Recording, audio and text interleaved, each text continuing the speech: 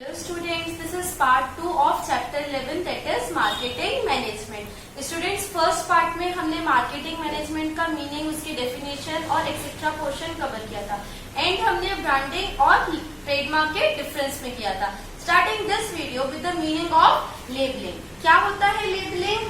It refers to putting a strip of paper or informative tag on the package or product. Labeling means क्या होता है students? किसी भी product में एक इंफॉर्मेटिव टैग लगाना, मतलब कि एक टैग लगाना जिसमें इंफॉर्मेशन गिवन हो.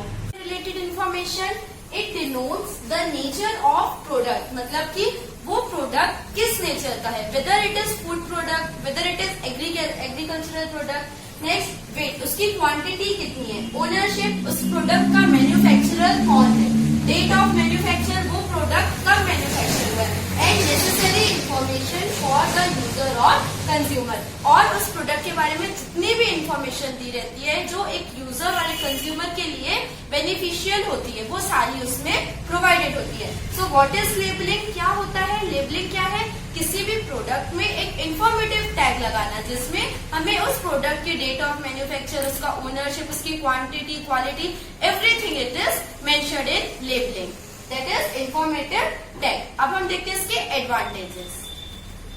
Advantages of labelling. सबसे फर्स्ट पॉइंट क्या है? Helpful for promoting. हमारे प्रोडक्ट में अगर प्रॉपर लेबलिंग हो तो उससे क्या होगा, हमारे प्रोडक्ट को प्रमोशन भी मिलेगा. हमारे प्रोडक्ट में प्रॉपर लेबलिंग होगी तो वो अट्रैक्टिव बनेगा, कस्टमर्स उसके बारे में जानेंगे कि ये किस टाइप का प्रोडक्ट है, उसकी क्वालिटी, उसका वेट, ये सारी चीजों से क्या होगा, हमारे प्रोडक्ट का प्रमोशन होगा. Next, control on price fluctuation. क्या होता है हमारे लेबलिंग में? क्या है एक लेबलिंग? क्या है? एक इंफॉर्मेटिव टैग है जिसमें उसके प्राइस के बारे में भी पता रहता है, मतलब उसमें दिया रहता है प्राइस. तो एवरी कस्टमर क्या रहेगा, उसको पता रहेगा कि उसका प्राइस क्या है. तो जो प्राइस फ्लक्चुएशंस होती हैं वो भी इससे प्रिवेंट होती है. Next is useful information. Labelling का मीनिंग ही ये है कि हमें उसमें इंफॉर्मेशन टैग दिया रहता है, उसमें इंफॉर्मेटिव टैग दिया रहता है, उसकी पूरी इंफॉर्मेशन दी रहती है. तो लेबलिंग का नेक्स्ट एडवांटेजेस क्या हो गया, उसमें हमें पूरी इंफॉर्मेशन मिलती है. Next is helps in identification. उसमें क्या रहता है लेबलिंग में? नेम ऑफ प्रोड्यूसर और नेम ऑफ मैन्युफैक्चरर भी दिया रहता है. तो क्या होता है, आइडेंटिफिकेशन में भी हमें हेल्पफुल हो जाता है. Next, social service. क्या है सोशल सर्विस? जैसे बहुत सारे कस्टमर्स होते हैं वो यूज टू नहीं होते उस प्रोडक्ट के लिए, है ना, और वो लोग वो चीज प्रोडक्ट को परचेज करने के लिए एक बार में नहीं एग्री हो जाते. तो अगर हमारे प्रोडक्ट में प्रॉपर लेबलिंग की जाए और वो थोड़ी सी अट्रैक्टिव भी होनी चाहिए तो क्या होगा, वो उसकी डिमांड भी प्रोडक्ट की इंक्रीज हो जाएगी. So these are the advantages of labelling. Of good labelling. एक प्रॉपर और गुड लेबलिंग कैसी होनी चाहिए? सबसे first point, it must include कौन कौन सी चीजें होनी चाहिए? नेम ऑफ प्रोड्यूसर, उस प्रोडक्ट का प्रोड्यूसर या उस प्रोडक्ट का मैन्युफैक्चरर कौन है, उसका नेम उस लेबलिंग में मेंशन होना चाहिए. Next is weight of product. उस प्रोडक्ट में कितनी क्वांटिटी फुलफिल्ड है वो भी उसमें मेंशन होनी चाहिए. Next, raw material use in product. वो प्रोडक्ट, जो भी हमारा प्रोडक्ट है उसमें कौन से रॉ मटेरियल यूज किए गए उसको बनाने के लिए. Next is expiry date of product. ये सबसे मेन इंपॉर्टेंट होता है ताकि किसी को कुछ भी नुकसान ना हो. हमारे प्रोडक्ट हेल्दी प्रोडक्ट्स होने चाहिए और उसमें एक्सपायरी डेट भी मेंशन होनी चाहिए कि हम उस प्रोडक्ट को कब तक के लिए यूज कर सकते हैं. Next, retail price. उस प्रोडक्ट में लेबलिंग में उसकी क्या होनी चाहिए? रिटेल प्राइस होना चाहिए कि वो किस प्राइस में सेल होगा मार्केट में. सो ये सारे क्या है students, essentials of good labelling. एक प्रॉपर लेबलिंग कैसी होनी चाहिए. नेक्स्ट टॉपिक देखते हैं क्या है. Next topic is packaging. Packaging क्या होता है? Packing means covering, wrapping, crafting, filling. Packing क्या होता है? किसी भी प्रोडक्ट को कवर करना, उसको रैप करना of product for what? To protect from spoilage, breakage and leakage etcetera. किसी भी प्रोडक्ट को प्रॉपर वे में पैक करना या उसको कवर करना, रैप करना, किससे बचाने के लिए? फॉर प्रोटेक्टिंग फ्रॉम स्पॉइलेज, ताकि वो खराब ना हो, ब्रेकेज, कांच का अगर कुछ चीज है, ग्लास की चीज है तो वो टूटे ना, और अगर कोई भी लिक्विड प्रोडक्ट है तो वो लीक ना हो. ये सारी चीजें क्या कहलाती है? Packaging. Packing thus implies putting the product in suitable packages. Packing क्या कहलाती है कि किसी भी प्रोडक्ट को एक सुटेबल पैकिंग में पैकेजेस में पैक करना for delivering the same to the customers, ताकि वो प्रोडक्ट जिस कंडीशन में है एज इट इज कस्टमर्स तक वो पहुंच सके। So what is packing? किसी भी प्रोडक्ट को हमारे फ्यूचर नीड्स के लिए अच्छे तरीके से रैप करना या कवर करना, ताकि वो उस जिस पोजीशन में है आज वो सेम उसी पोजीशन में हमें फ्यूचर में मिले, ताकि कस्टमर उसे यूज कर सके। नेक्स्ट हम देखते हैं पैकेजिंग के एडवांटेजेस ऑफ पैकेजिंग आर। सबसे फर्स्ट एडवांटेज क्या है? Protection of goods. पैकेजिंग करने से, हमारे प्रोडक्ट की प्रॉपर पैकिंग करने से हमारे गुड्स क्या हो जाते हैं? प्रोटेक्ट हो जाते हैं। For what? For future needs. Next is reduction of cost. Reduction of cost से स्टूडेंट्स हम क्या समझते हैं? जो भी हमारी कॉस्ट आ रही है वो रिड्यूस हो जाती है। अच्छा, पैकेजिंग करने से कैसे रिड्यूस हो रही है? इसमें तो हमारा पैसा खर्च हो रहा है पैकिंग में नहीं, बट क्या होता है जो पैक्ड गुड्स होते हैं वो थोड़ी सी जगह कम लेते हैं, लेकिन जो हमारे अनपैक्ड गुड्स होते हैं वो जगह ज्यादा लेते हैं। तो हमारा जो ट्रांसपोर्टेशन चार्जेस होता है वो भी इससे रिड्यूस हो जाता है। किससे? पैकेजिंग से। Next is resale value. Resale value कैसे मिलती है? जो जिस भी प्रोडक्ट, जो भी हमारा प्रोडक्ट है वो जो जिस भी मटेरियल में पैक होके आता है तो वो पैक क्या होता है? हमारा रीसेल भी होता है।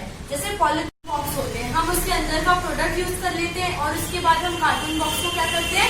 फिर से सेल कर देते हैं। तो ये इससे हमें रीसेल वैल्यू भी मिल जाती है प्रॉपर पैकिंग से। Next is convenience in handling. Proper packing होने से क्या होता है? हम हमारे प्रोडक्ट को अच्छे तरीके से हैंडल भी कर सकते हैं, एक जगह से दूसरी जगह ट्रांसफर भी इजीली हो जाता है। Next is Prestige of product और producer.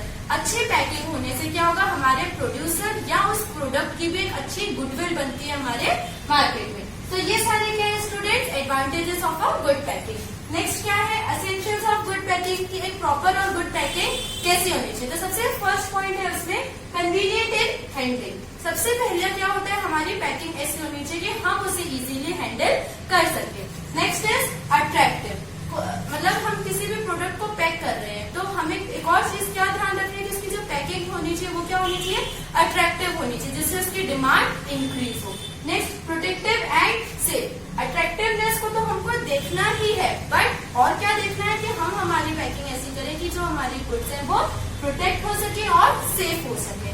Next is special identity. हमारी पैकिंग में कुछ एक ऐसी स्पेशल आइडेंटिटी होनी चाहिए जिससे वो चीज हमें शो करे कि हाँ ये प्रोडक्ट इस प्रोड्यूसर का है। Next economical. हमारी पैकिंग कैसी होनी चाहिए? इकोनॉमिकल होनी चाहिए, मतलब ज्यादा वेस्टेज भी हमें पैकिंग में नहीं करना है, सस्ती, सुंदर और टिकाऊ होनी चाहिए। तो ये सारे क्या है? एसेंशियल्स ऑफ गुड पैकिंग की एक अच्छी पैकिंग कैसी होनी चाहिए। नेक्स्ट टॉपिक देखते हैं अब हम क्या है। So the next topic is pricing. क्या होता है pricing? Price refers to the value which a buyer pays to the seller in exchange of the product. Price क्या है? एक प्रोडक्ट की वैल्यू है जो कौन पे करता है? बायर पे करता है। किसको? सेलर को। और सर्विसेज, उस प्रोडक्ट को लेने के लिए वो जो अमाउंट पे करता है इज नोन एज प्राइस। या अगर किसी की कोई सर्विसेज लेता है और जो अमाउंट हम उसको पे करते हैं उसके बदले में is known as price. Received from him, it represents the worth of a product or service in terms of money.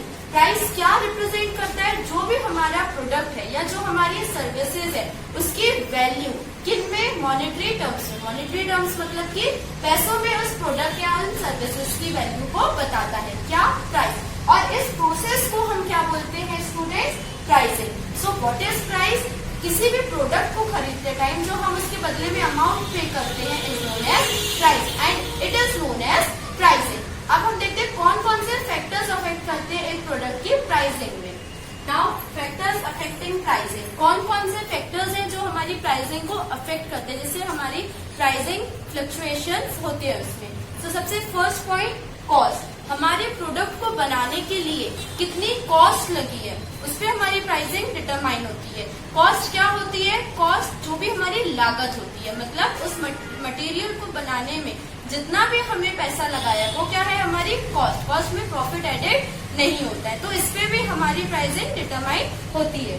Next is demand, कि हमारे प्रोडक्ट की मार्केट में कैसी डिमांड है। अगर अच्छी डिमांड है तो उसका प्राइसेस आप देखते हैं कि हाई हो जाता है। अगर कुछ नॉर्मल प्रोडक्ट है उसकी डिमांड कम है तो उसके प्राइसेस ऑलरेडी लो हो जाते हैं। नेक्स्ट कंपटीशन, अगर हमारा जो प्रोडक्ट है और भी बहुत सारे हमारे कॉम्पिटिटर्स हैं जो सेम प्रोडक्ट बनाते हैं, तो बट ऑब्वियसली बात है कस्टमर्स हमसे ना लेके उनसे लेगा अगर हमारे प्राइसेस हाई होंगे तो इसमें भी हमारी प्राइसिंग डिटरमाइन होती है। नेक्स्ट इज रिस्क, ये तो हर एक बिजनेस में होती है एंड अनकंडीशनल रिस्क होती है। जो भी हमारे सीजनल गुड्स या सीजनल प्रोडक्ट्स होते हैं उसमें अगर हम ज्यादा पैसा लगा देंगे, मतलब उसकी ज्यादा प्राइस रख देंगे, तो वो प्रोडक्ट्स क्या होंगे, हमारे बिकेंगे नहीं। तो इसमें क्या होता है, नेक्स्ट सीजन के लिए वो बिकेंगे नहीं, तो इसमें रिस्क भी होती है, रिस्क फैक्टर भी होता है, इसलिए हमें हमारी प्राइसिंग वैसी रखनी चाहिए। नेक्स्ट, क्वालिटी ऑफ प्रोडक्ट्स, हमारे जो प्रोडक्ट्स हैं वो किस क्वालिटी के हैं उनपे भी हमारी प्राइसिंग होती है। अच्छी क्वालिटी के प्रोडक्ट्स है तो उसका प्राइस ज्यादा होगा, लो क्वालिटी के होंगे तो उसका प्राइस लो होगा। And the last is government control, सबसे मेन ये भी होता है कि हमारा प्रोडक्ट जो है वो किस टाइप का प्रोडक्ट है, कि उसमें गवर्नमेंट कंट्रोल हो रहा है कि नहीं हो रहा है, इसमें भी हमारी प्राइसिंग डिटरमाइन होती है। तो ये सारे फैक्टर्स हैं स्टूडेंट जिसमें हमारी प्राइसिंग इफेक्ट होती है। Next topic is physical distribution. ये क्या होता है, it refers to all activities which are undertaken to place the goods from production centre to consumption centre. Physical distribution क्या होता है, फिजिकल डिस्ट्रीब्यूशन में वो सारी एक्टिविटीज इंक्लूडेड होती हैं। कौन सी एक्टिविटीज, जिसमें प्रोड्यूसर से लेकर कस्टमर तक हमारे गुड्स पहुंचते हैं, इनके बीच में होने वाली जितनी भी एक्टिविटीज होती है उनको हम क्या बोलते हैं, physical distribution. It involves activities pertaining to storage and transportation of goods. इनमें कौन कौन सी एक्टिविटीज आ जाती है, ट्रांसपोर्टेशन और उनके प्रोडक्ट्स के स्टोरेज से related. To meet customer needs at the right time and at a right place. क्या होता है इसमें, जो भी हमारे कस्टमर की नीड्स है एट अ राइट टाइम, उसके एकदम सही टाइम पे और उस कस्टमर तक वो गुड्स पहुंच सके। तो what is physical distribution, physical distribution क्या है, इसमें वो सारी एक्टिविटीज इंक्लूडेड हैं जिसमें प्रोड्यूसर से लेकर कस्टमर तक गुड्स पहुंचने वाली जितनी भी एक्टिविटीज होती हैं वो सारी किसमें आती है, फिजिकल डिस्ट्रीब्यूशन में। कौन कौन सी एक्टिविटीज, स्टोरेज हो गया, ट्रांसपोर्टेशन हो गया, एडवर्टीजमेंट हो गया, ये सारी चीजें किसमें आएंगी, हमारे फिजिकल डिस्ट्रीब्यूशन में आती है। Now next topic is channel of physical distribution. Channels कौन कौन से होते हैं, ट्रेड चैनल और channels of physical distribution refers to the route along which the goods flow from production center to consumption center. Channels of physical distribution में क्या आता है स्टूडेंट्स, इसमें क्या होता है, प्रोड्यूसर से लेकर के कंज्यूमर तक जो भी गुड्स पहुंच रहे हैं, जो भी हमारा प्रोडक्ट प्रोड्यूसर से लेके कंज्यूमर तक पहुंच रहा है वो किस रूट से होके जा रहा है, it is known as channels of physical distribution. It begins with producer and ends with consumer. ये किससे स्टार्ट होता है, प्रोड्यूसर से स्टार्ट होता है और कंज्यूमर में एंड होता है। In short, what is channel of physical distribution और ट्रेड चैनल क्या होता है, जो भी हमारे प्रोडक्ट्स हैं वो प्रोड्यूसर से कंज्यूमर तक किस रूट के थ्रू आए वो सारे क्या कहलाते हैं, हमारे चैनल्स ऑफ फिजिकल डिस्ट्रीब्यूशन। ये कैसे हो सकता है, डायरेक्ट प्रोड्यूसर भी कस्टमर को दे सकता है, वो कोई मिडिलमैन भी अपॉइंट कर सकता है, उनके थ्रू भिजवा सकता है, या प्रोड्यूसर किसको देगा, होलसेलर को, होलसेलर किसको देगा, रिटेलर को, रिटेलर किसको देगा, हमारे कस्टमर्स को। तो ये सारे जितने भी रूट्स हैं जिससे हमारे प्रोडक्ट्स मैन्युफैक्चरर से कंज्यूमर तक आते हैं ये कहलाता है हमारे channels of physical distribution. So students, इस पार्ट को हम यहीं पे खत्म करते हैं, इसके आगे का पोर्शन हम पार्ट 3 में पढ़ेंगे। Next we will meet with part 3। Thank you for watching my videos.